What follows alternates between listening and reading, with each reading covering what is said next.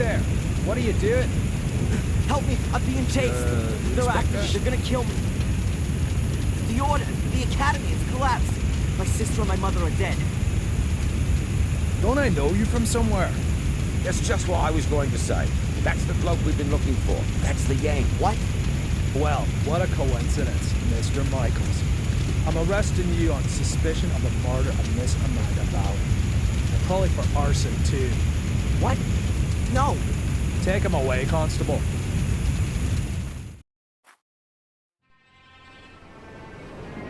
Inspector, I think I found her.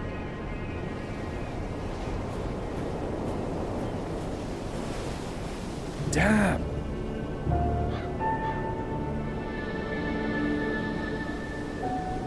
Call on the lads. There's nothing more we can do here. She didn't set herself. Why not? Perhaps she was cold and set herself on fire?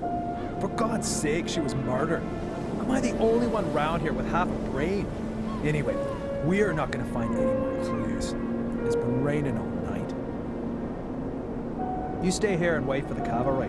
I'll go down to the village and ask some questions. Bit early for a beer, isn't it, Inspector? I'm here on official business, Tom. It wasn't me, honest. Me brother Bobby's me witness.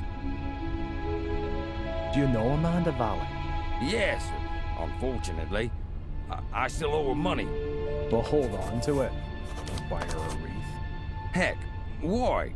Is she dead? You could say that. Burned. Probably last night between 6 p.m. and midnight. Where were you at that time? Hey, Inspector, you know I wouldn't kill anyone. Especially not over a few quid. I was out with Bobby at a theme park, Alton Towers. Got home pretty late and went straight to bed. So, do you know if Miss Valley had any enemies? Apart from the Gordons? The Gordons. Her brother was caught up by that Samuel chap. I guess that was before your time. Since then, she's absolutely hated that family. Have you seen her flat? It's bloody mad, I tell you. Any other tips? Have you seen that Yank that's been sneaking around here recently? I'd check him out if I were you. He's the one with the blood in his hands. He was chatting with Amanda Valley in front of the pub a few days ago. He asked me about a tackle for robbing houses. No idea why he came to me, but it sounded pretty suspicious.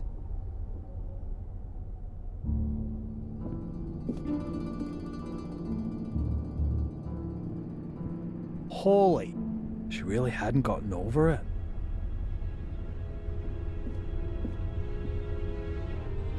What have we got here? Interesting. Darren Michaels, Bedford, Maine, last week. I'll bet anyone 10 quid that's the Yank Tom was talking about. Inspector! Inspector, the castle's on fire! Oh, great. As if a burnt corpse wasn't enough. Come on. Just listen to what I've got to say first. You can't just... Come on, get in the car. Caught with a flaming torch next to a burning castle. If this isn't my ticket out of this dump, then God only knows.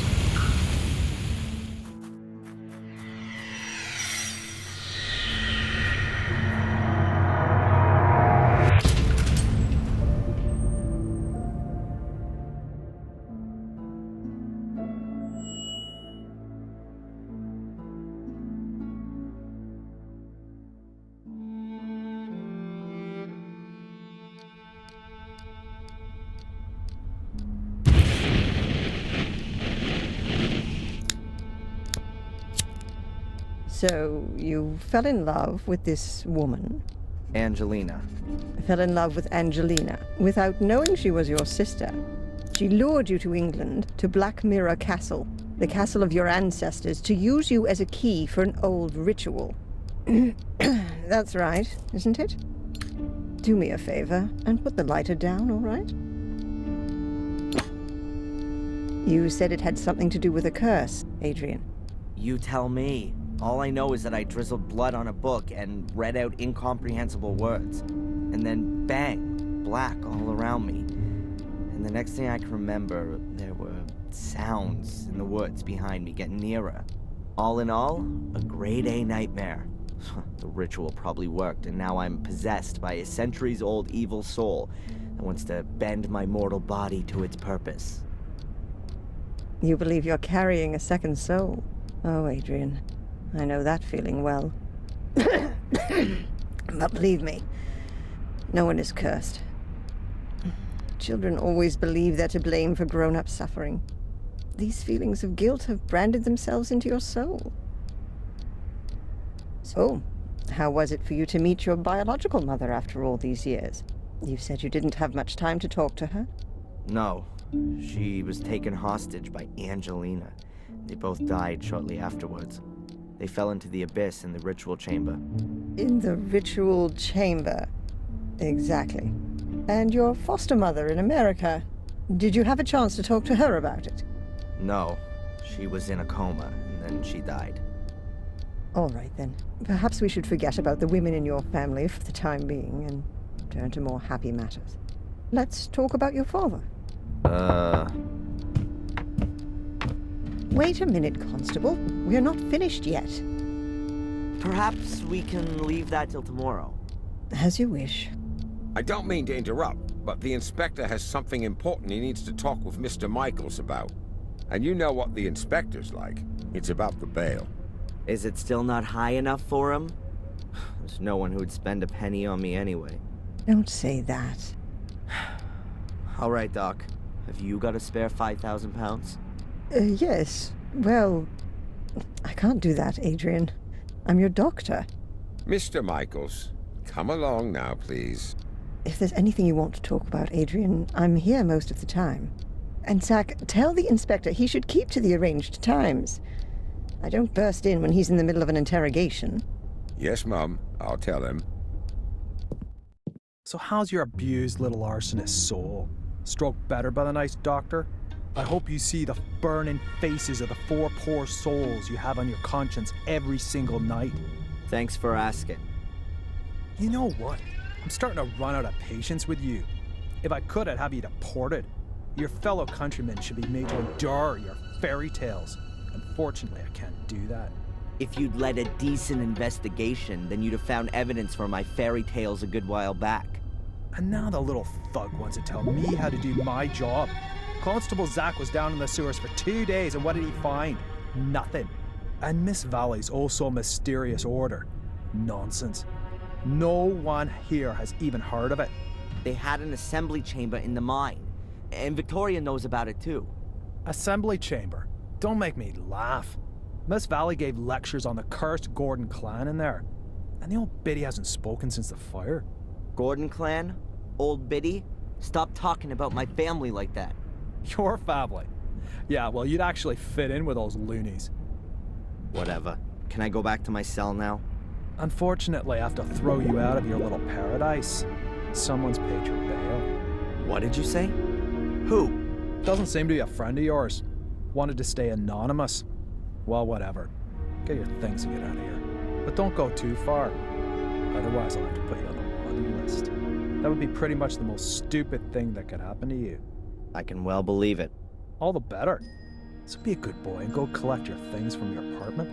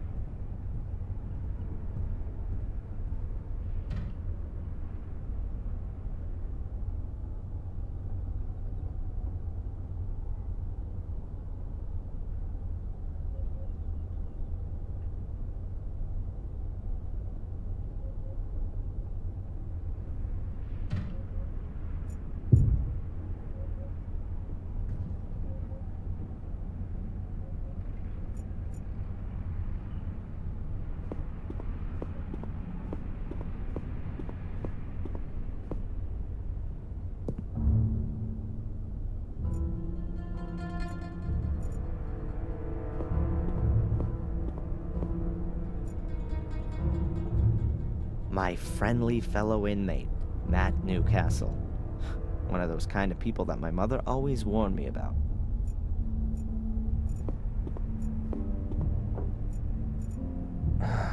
Only the Willow Creek police know why there's only one locker for a two-man cell.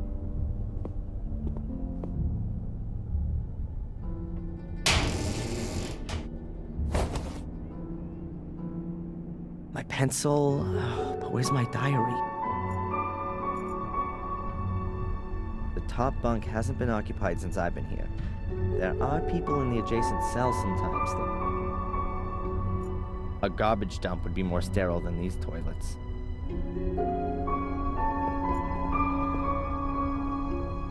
Have you seen my diary? Your diary? And here's me thinking it belonged to some nutter. I don't know what happened to me in the ritual chamber. What went wrong? How did you get into my locker? Stop that! Constable! Or worse, what if nothing went wrong? What if Mordred has been freed and has taken possession of me and is making me do his bidding? Please, somebody help me. Stop me from becoming a murderer. Give that here, bastard! I don't want to be Mordred's puppet. I want this fiend to disappear, back to the hell he crawled out of. I'll have you! I'll kill you! Boo-hoo-hoo! I don't want to be a murderer. Boo-hoo! Don't make me crap myself. I'm so scared.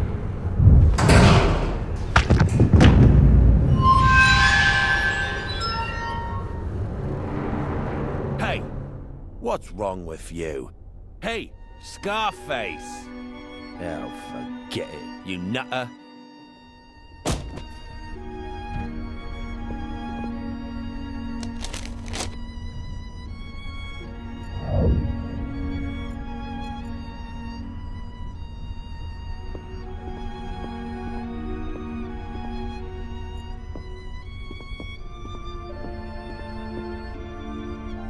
Can you sign here, please, just to confirm that you've read the bail conditions and that you've been instructed to register with Dr. Winterbottom every day. This here is a declaration of your state of health at the time of your provisional release. But there's only good or very good on So, you're not feeling so good then? there. No. Well, don't forget to sign it then.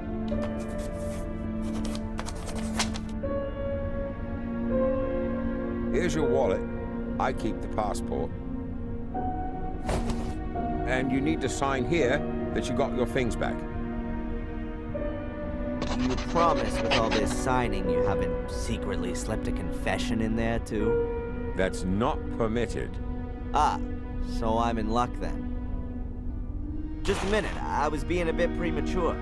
There's $500,000 missing. You should have checked for that before signing for it. Any subsequent complaints have to be addressed to our regional HQ in Bristol. All right, just a joke. Is that it then? Yes, you're free to go now, Mr. Michaels. Amen. Mr. Michaels? Something else to sign? No.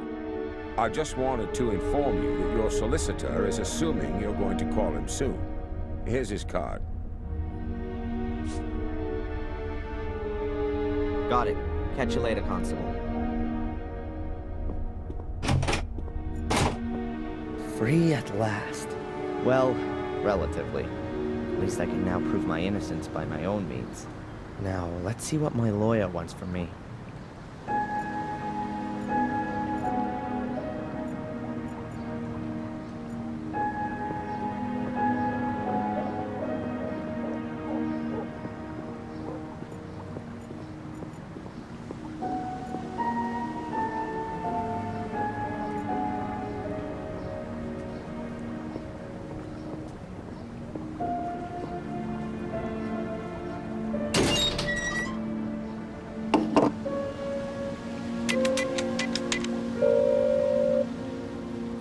Mr. Jones from the law firm Jones & Partners. Hello, Mr. Jones. Darren Michaels here. I was told you wanted to speak to me? Ah, Mr. Michaels, yes. The investigations are stagnating, rather. As long as there's no evidence for the allegations brought against you, you can't be charged. So that's good. On the other hand, your fellow countrymen want to step into the ring, too. The American embassy is on our backs. That's not so good. And what does that mean exactly? Well, that you're going to have to sit tight in Willow Creek for quite a while. Inspector Spooner's investigation methods. You implied the last time that you weren't too happy with them? Yes, it seems to me that Spooner isn't really bothered anymore. Inspector Spooner just wanted to produce a guilty party and then get the case closed as soon as he could. He has to produce results so that he can get back to London. But he's rather used up all his ammo. Now he's hoping that the embassy will take the case off him so that he doesn't have to chalk it up as a failure.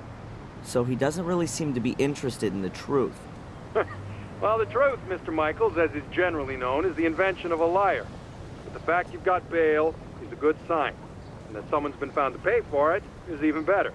Perhaps you should have a look yourself, now that you've been released, for some clues or slip-ups in the investigation. Would be best if you could get a copy of your files.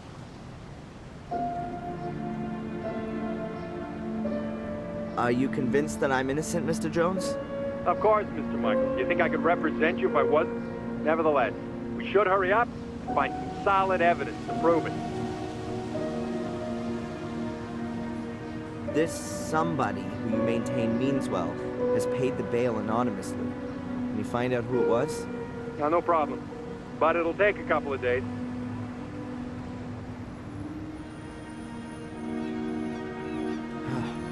How long do I have to put up with this psychotherapy? You're gonna have to hang in there for a few more rounds at least. It's in your best interest. The last assessment was rejected. What good can it do? Forget about the authorities. You ever thought that you might actually need therapy? Do you think I'm crazy? Aren't we all? But seriously, Mr. Michaels, try and do something about your mental condition. If you end up having to face a lawsuit in the States, your family's mental history isn't going to impress the jury one bit. So stop blocking shots and come out from behind your guard, man. You said I should have another look at my file. Is it really so easy to do that? Well, it depends on the inspector in charge. But if you flatter him a little, he might let you have a look. Otherwise, I could request a copy and send it on to you. That's gonna take too long. I'll try to get my hands on it myself. Mr. Jones, did you find out anything about my identity? The police here don't seem to be putting any effort into it. Yes. Concerning your identity, Mr. Michaels, it's hard to prove anything at the moment. Find documents, birth certificates, that kind of thing. But don't forget to go to your therapy session. Whatever. I'll be in touch. Keep your head up. Attack is the best form of defense.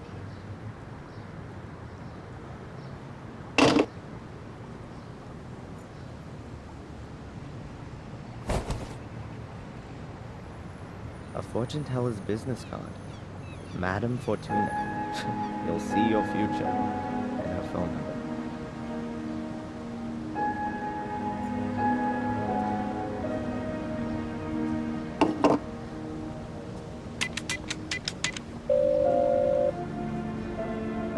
Hello? Welcome to Madame Fortuna's. Yeah, hi. My name's Adrian. Stop. Speak no more, Adrian. I know why you're calling. Oh, really? You want to find out about your future. Yes. Adrian, you've come to the right place. I will read your cards for today. Pick a card. Over the phone. Say stop. Stop. I've drawn the tower. And I've put the pawn on A3. Tarot, Adrian, not chess. There will be drastic changes to your life. I see. Death. Great. You will be ripped apart by wild beasts. Wild beasts. Huh. But Adrian, there is something you can do about it. Really? What then?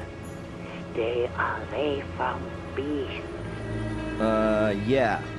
Thanks.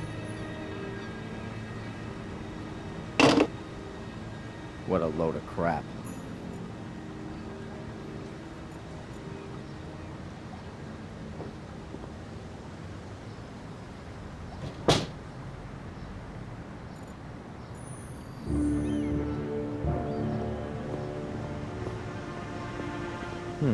A piece of thin board. Ah, it's a menu. They probably don't need it anymore.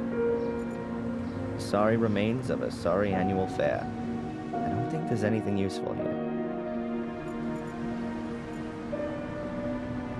Fresh vegetables. A very paltry selection. I prefer the frozen variety.